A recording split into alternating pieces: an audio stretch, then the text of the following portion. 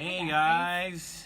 Good to see you today. We are here for another segment of Conscious Nutrition, and we are very excited that you are here with us live, and thank you for taking the time out of your day. We are going to be talking a little bit about swelling, edema, puffiness, water retention, whatever you want to call it.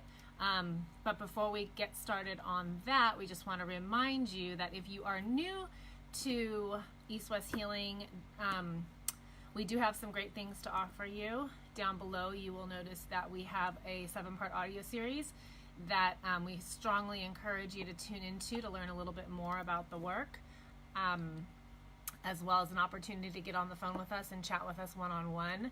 We would love to answer any questions that you have and explore any possibilities of how we might be able to help you. Yeah. So I'm gonna put those links below in the comment section. Yes. So swelling, it's a common question we get a lot of the time from people, whether you're pregnant or not. It's a common question we get from everyone, and I think there's a lot of misunderstanding around it, a lot of confusion. Well, I think it comes back to just trying to address symptoms versus really looking at the whole of things, understanding the physiology around it. Right. Yeah. Always comes back to principles, like we said before. Methods are many, principles are few. So if we really understand the body and how it works, we can understand what's going on and able to move backwards. What's up, Brian? Yes, we took off the hat today. Yeah, I took off the hat today, switching it up. I wear a hat a lot. I like wearing hats. It's just my thing. But thanks for noticing, making me more self-conscious there. I am. I'm just kidding. So it's very common. It's something we've talked about many times on Instagram and even on Facebook, but we keep getting questioned. And I think when we think of swelling, what's the one thing we think about besides swelling? It's salt. Most people think about salt. Now, I think we have to really kind of separate that because, of course, in this day and age with not only evolution and development, but of course, our nature of being slightly OCD with health, there's different types of salt, of course. We have our table salt, which, of course, we agree that would be the type of salt you want to stay away from. Sorry, I'm trying to post these. I'll post them after, forget about it. Because that is the type of salt then that can create, blood volume issues, swelling, high blood pressure, etc. So we're not talking about table salt. We're talking about, and I know a lot of people say, what about Morton pickling salt? Yes, it's low in iron, but it doesn't really matter as long as you're getting a white Celtic sea salt. That's the bottom line, okay? So don't overthink it. We just know, and it's okay if it's pink. It's okay if it's these other colors. It's not going to kill you. It's a tiny piece of the whole process, and it's not going to make or break your process. Well, I guess if you have table salt it will, but it's not going to make or break your process. So just eat a healthy salt, and that's the bottom line. Now, going into this, we talk about swelling. What's the underlying mechanism? Well, we know that most people want to cut out salt because they're scared of it, or at least people are afraid of it because of the medical establishment, right? You have high blood pressure, low salt diet. You're pregnant, low salt diet, right? But it's okay to eat, Doritos and Coke and stuff like that. So when we really look at that stuff, it doesn't make sense. So let's talk about the mechanism of swelling. Where does it come from? Why do we have it? Well, we know that, number one, there's really two things that regulate blood volume. And when we don't regulate blood volume, we have swelling. And those two things are albumin and salt, right? What happens if... Carbon dioxide. Salt. Well, carbon dioxide plays a role as well. But those two things influence blood volume. Yes. Yeah. So what happens if someone, gets an IV by an EMT? They give them a saline solution, IV to regulate blood volume. So it's something we need, and from the protein that we eat, the liver uses that to make albumin to regulate blood volume, right? The salt that's in our system helps us regulate blood volume. So if we don't get enough protein, we don't produce enough albumin, and we're not eating the right type of salt or holding on to it, what happens? We get swelling, right? So what regulates swelling? Well, those two things play a role, but also it really is dictated, number one, by the pH of what's going on in our body, which is energy production versus, let's say non-energy production, inflammation. That's it. It's a really simple. It's a simple conversation. It doesn't have a ton of depth to it because it does really come back to the conversation that we're repeatedly having.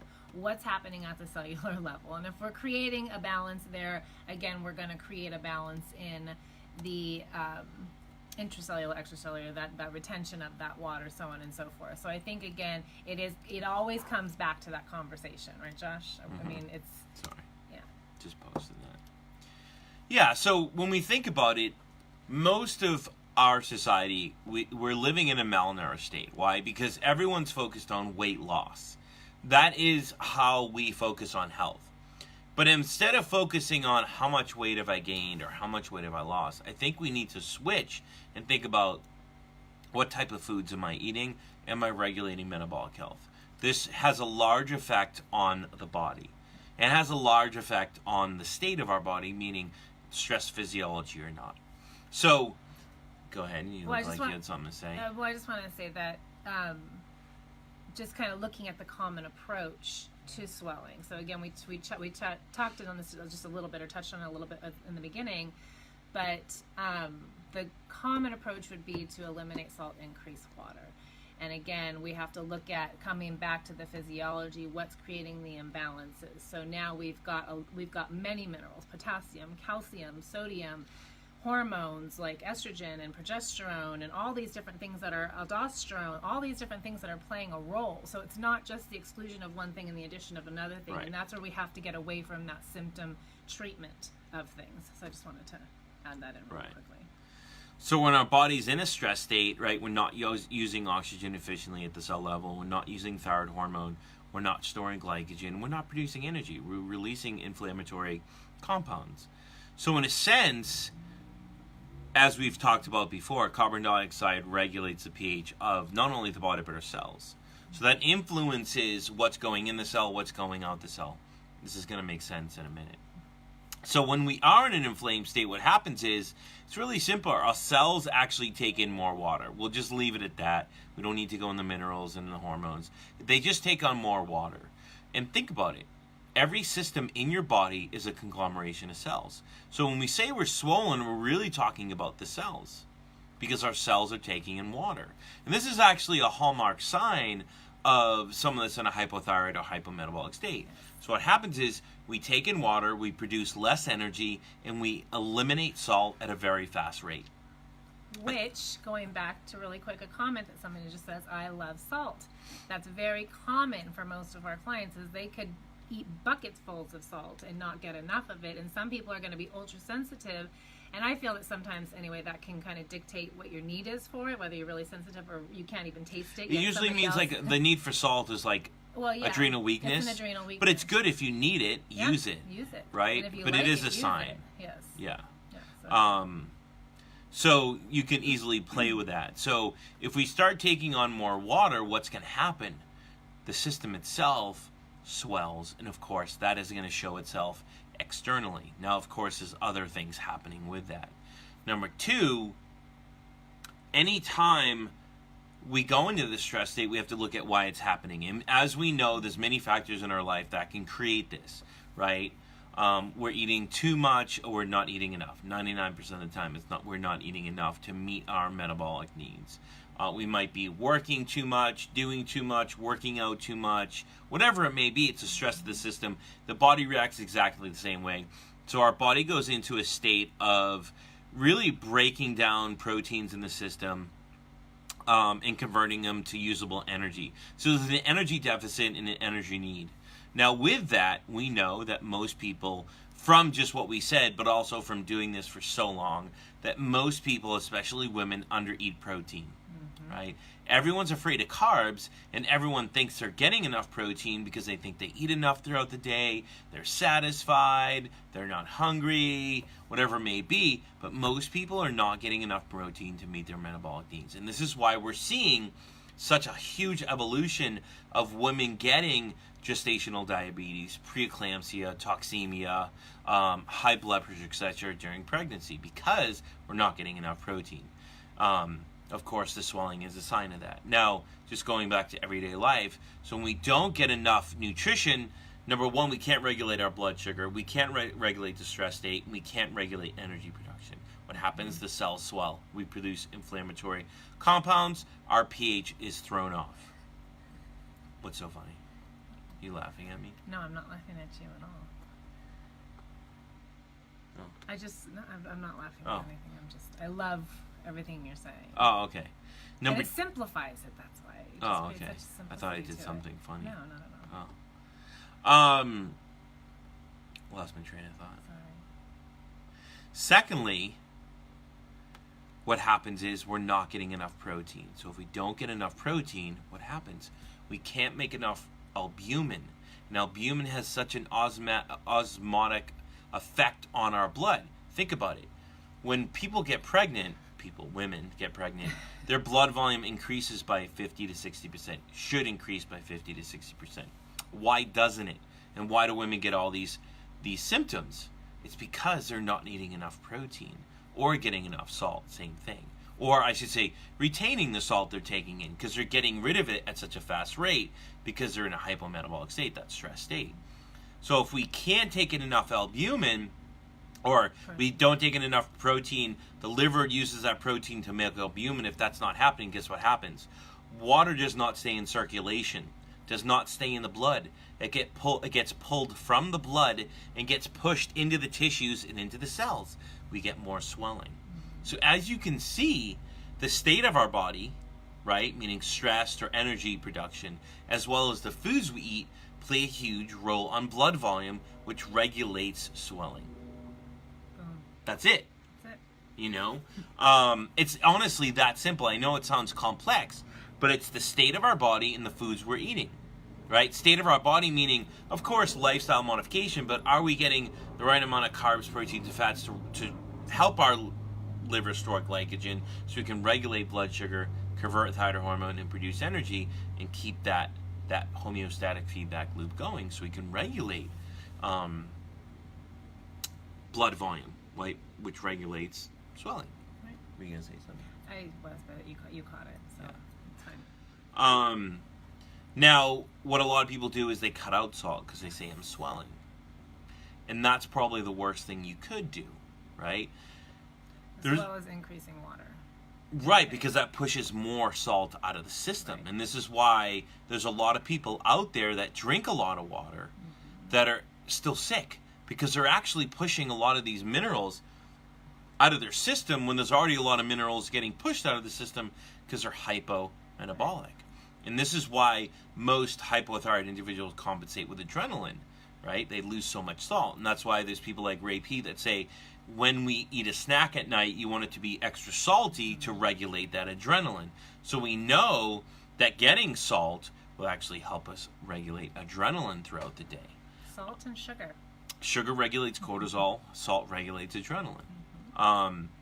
So it's not about cutting out salt. It's balancing the amount of water we're taking in and making sure we're getting salt or the right amount of salt we need throughout the day, which is just start eating it to taste on your food, etc. It's really all you need to do. And if you are drinking water, I mean, drinking when you're thirsty is probably more of the guideline that you want to follow. It's not about drinking, your body weight in ounces per day. And if you are somebody who is in a hypothyroid state, again, adding salt to taste to your food, but almost, again, only drinking when you're thirsty. Don't overdrink because you can exacerbate the situation, as Josh just discussed. But it really is as simple as salting to taste, zooming out, identifying and creating awareness around what you are taking in from a protein perspective, and the balance of your nutrition, meeting your demands on a daily basis, observing what other stressors are in your life, taking those basic steps that we've talked about over and over and over again. And again, coming away from that symptom-focused mentality and really addressing the deeper issue, and that is energy production. And it's getting away from the thought process of, did I lose weight? Did I gain weight? It should be, what am I eating? Is it individualized for me? Is it personalized for me? Is it meeting my metabolic needs? Right? That's the most important thing. Yeah. Well, that's why it's so important to tune into your nutrition and figure out what it is you need to thrive. Because people, again, when we talk about this at every single Facebook Live, spinning out of control, trying to figure out what to eat because they're trying to look outside of themselves or having somebody tell them, hey, you need to eat this. No, let's tune in and see how exactly it's affecting you and how's your body responding to that. And if you're getting swelling, what you're doing is not supporting the demand on your system, period. Now, most people will get they think high blood pressure is from too much salt. This is the interesting thing. When we don't get enough salt, what happens? We stimulate the renin-angiotensin system.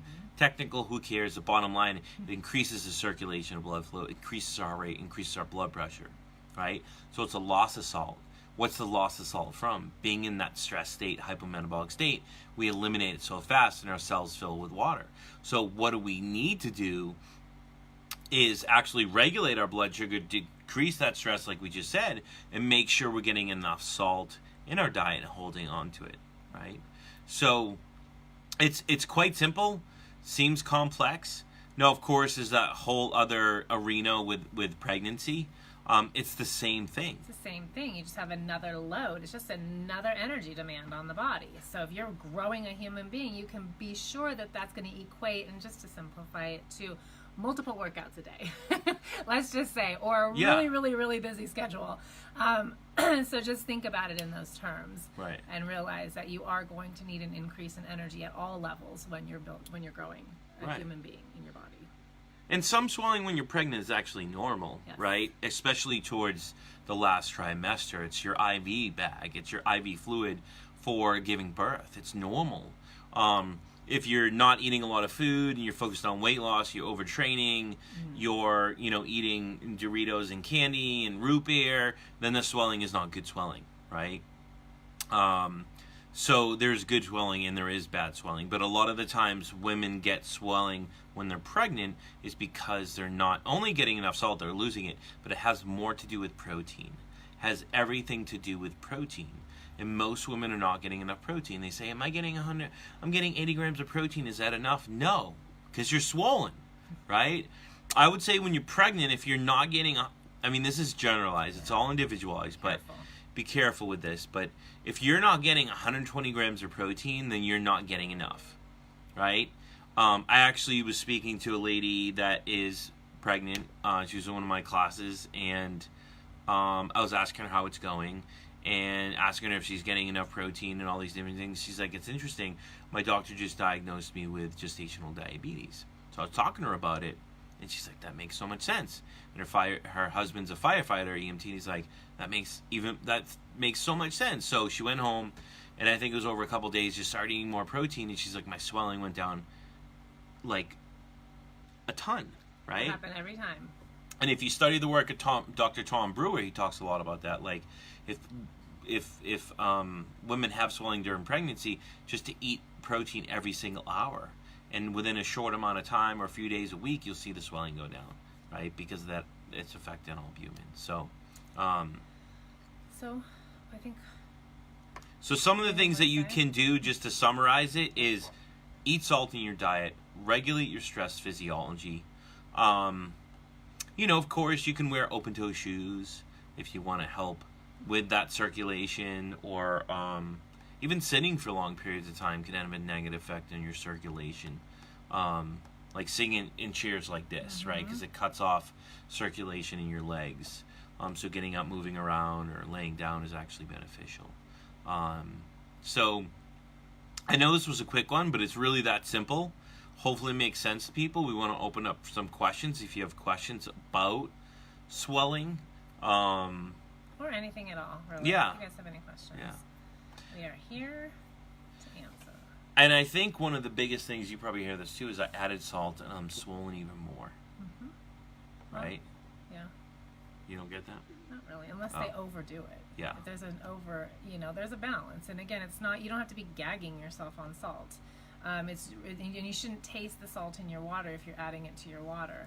and you should be adding it to your water if you are drinking water, to help retain the salt and the other minerals and keep and maintain that balance. But when there's an excess of it, it's again finding the balance, and that's why we say just to taste.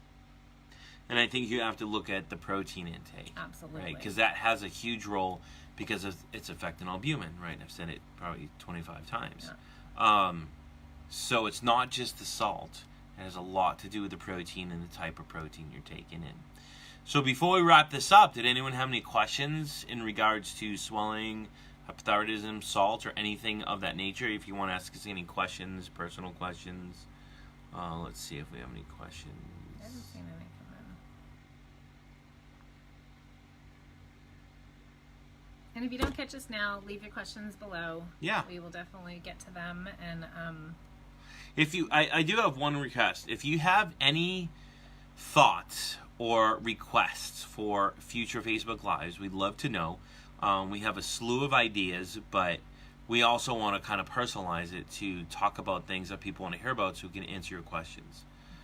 So definitely put that in the comment section below. What protein sources and frequency do you recommend? Well, protein sources are obviously from animal sources. Your power proteins, or what we refer to as power proteins, are going to come from your bone broth, liver, shellfish, seafood. I feel like eggs, dairy, liver. Those are going to be your primary sources. Obviously, again, muscle meat in moderation, but the frequency is going to be dependent upon the person. So again, if you're in a hypometabolic state, your frequency is going to be more. If you're more balanced and whatnot, you may be sustained for longer periods of time. It's all dependent on you. Yeah. Yeah. And I think you have to start out slow. Yeah. Right? You have to observe first where you are. Yeah, exactly. Yes. And then build from there. Yes. Yeah. So, just start slow and work your way upwards. That's the easiest thing. If you download a Restoration Diet audio series, in that series we talk about the different proteins, carbs, and fats. High gestational diabetes can be from low protein. Not exactly, but it plays a role. But if you're eating protein and not digesting it, it can be from low HCl. It's the state of your body, right? So if you're not regulating your blood sugar, you're going to get gestational diabetes, right? Mm-hmm. So meaning you're hypometabolic. And a lot of that has to do with the carbs you're eating, but also the protein. Because we can't just eat carbs and regulate our blood sugar. Energy as a whole. Right. Yeah. It goes back to the energy production we talked about. So a lot of it has to do with, are you producing energy, right? Are you regulating your blood sugar, which plays a role in your swelling because of the carbon dioxide you're producing, right? But if you're eating protein and not digesting it, it can be from low HCl. Yes, this goes back to exactly what we just said, as well as two Facebook Lives ago we did on the stressed gut. Anytime you're in a stressed state, you're not producing energy, your cells are swelling, like we just talked about, that whole mechanism. What's happening? A lot of the internal systems get slowed down, one of them being digestion, motility, and mobility. The production of hydrochloric acid. Right. Yeah, the whole thing gets shut down. Everything gets shut down by over 50%. That's what happens. It's a pH-driven system. We can't break down protein. We putrefy it. And that's why our approach of what we do with food and frequency, etc. is so important, because we're not only doing all these crazy things, we're getting the body out of this stress state so the body can naturally produce hydrochloric acid and break down protein, so you don't need the supplements. And also identifying what protein sources are most appropriate at certain stages of the healing process that support those deficiencies in digestion function. So you have to meet the body where it is to build it back up. If you keep slamming it with things it can't handle, you're just adding other layers of stress to it. Yeah. So identifying that allows us to work with the body versus against it. And I think it's just understanding, and this is, like, if you look at it from, I can't break down protein, so I'm hydrochloric acid deficient. Yes, but you have to always ask why, and move backwards and move backwards. And when you do that, you get to the point of understanding the GI system, how it works, the autonomic nervous system, the state we're in. And that's what we're trying to teach people, so you don't just go, I need a supplement, right? Because it's not going to work, right? It doesn't work because your body, the state of your body is in a stress state. You're running from a lion. Doesn't matter how much hydrochloric acid you take, it's not going to work, right? So hopefully that answers your question. If not, definitely post another one. You're welcome. We'll take one more question. If not, we're going to wrap this up. If you have other questions after you watch through this, definitely post them in the comment section below. We will be here next Thursday, same time, for the next episode of Conscious Nutrition. Thanks, my friends. Thanks for joining us, guys. Have a great day. Have a great day.